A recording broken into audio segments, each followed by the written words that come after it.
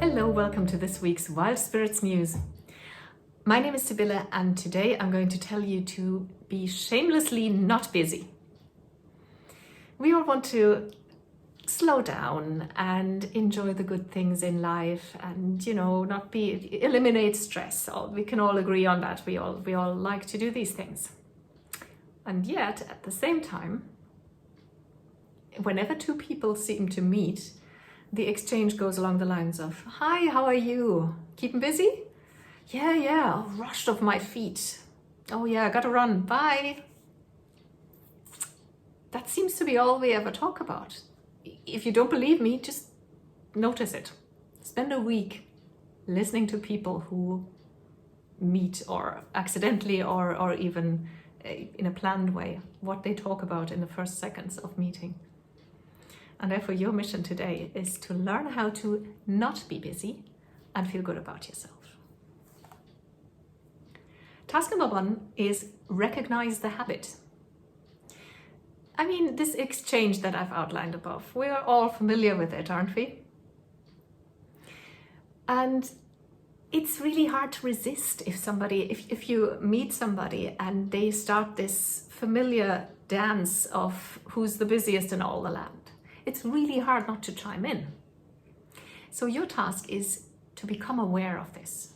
So it's not to judge or not to do anything about it, just become aware of it and notice when that happens. Notice when it happens and notice how you feel when that happens. Do you feel proud, like you belong, or like an accomplished human? With me, that's always a big thing, is always that when somebody tells me about, oh yeah, and they have 3 jobs and how much they do and the hours they're working, I kind of feel a bit almost lazy in comparison. It makes me feel a bit odd. So your task number 1 is to notice this and to notice your feelings without judging them. Task number 2 is not busy. Please don't disturb. The other thing about the busy habit is that it's such a convenient excuse when we don't want to do something or don't have the time or the headspace for something. We just say, oh yeah, I'm busy, sorry, I can't do it. It's such an universally accepted excuse because, again, everybody does this, talk about how they're busy all the time. So this is basically the ideal in society, and that's what they understand. Okay, they can't come or can't do this because they're busy. And it's kind of important to break with that habit.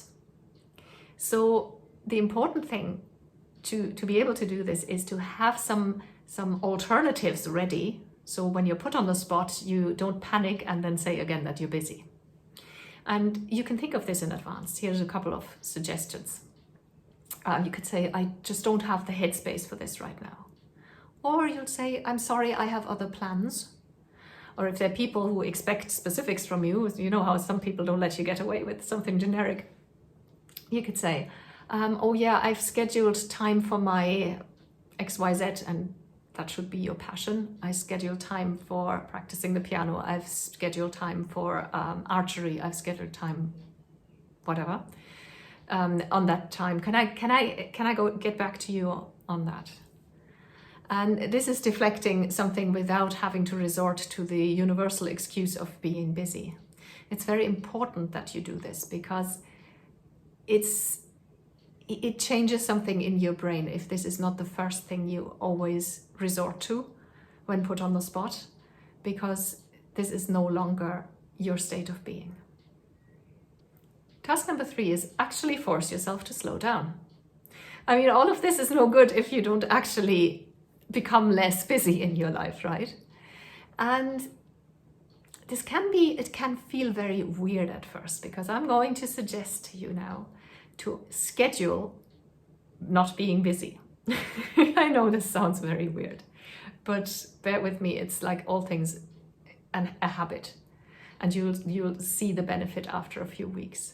So what I'd like you to do is, the way you start this is, if your calendar is full of tasks, from now on start spacing out the tasks a little bit and planning the space in between, actually creating an event for the time in between that is called not busy. I want you to going forward, schedule large blocks of time for things like self-care, for your passions, and also for not doing much of anything.